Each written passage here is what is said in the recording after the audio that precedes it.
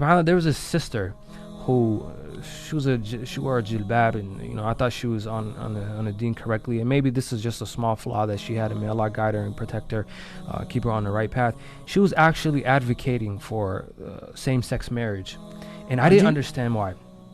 And now the man I am, I'm not gonna sit back and just just accept that. I'm gonna ask you why, and why do you feel this way, and I'm going to correct you as best as I can. And she told me straight up, she said, if they lose that right, then eventually we're going to lose our rights.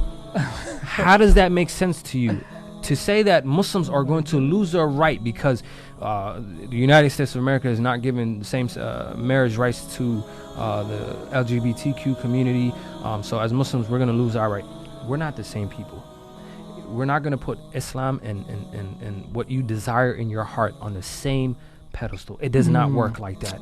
It will never work like that. So obviously I didn't have as much as knowledge as I do now, but alhamdulillah, the way exactly what I said was what I told her, and I wish I can have these conversations more and more often. It's the reason why we're talking about it today.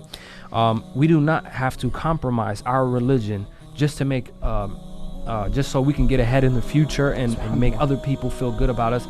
Because the problem is, once you do that, then they're gonna feel like it's okay for them to come into our community and be able to push their agenda on us. Of course. And that's what's happening today. They're really pushing out of us too much. Of course, big time. And that's where the silence is coming from. Yeah. You cannot talk. You know what I mean? You will get extremely canceled out if you go against these norms. Yeah. If you attack any of these desires or say this is actually abnormal. Yeah. And it's not the norm for a human being to be in this type of style, living this type of lifestyle.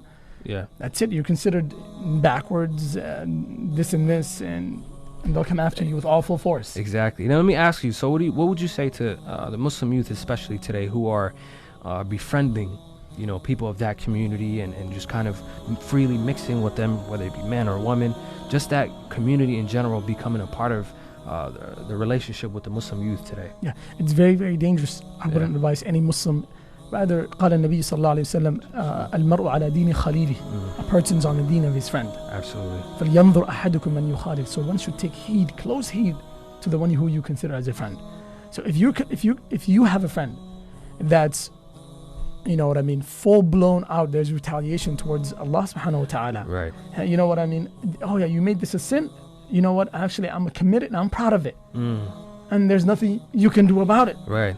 So when you consider that type of person as a friend, they might not say that outwardly, but that's clear cut in a nutshell what it means. So as a Muslim, it's extremely contradictory and it's extremely against any of your foundational beliefs to put yourself in that situation. So befriend good Muslims, befriend people who, even some of the Muslims you shouldn't befriend because you know what, they're not of good influence. Exactly.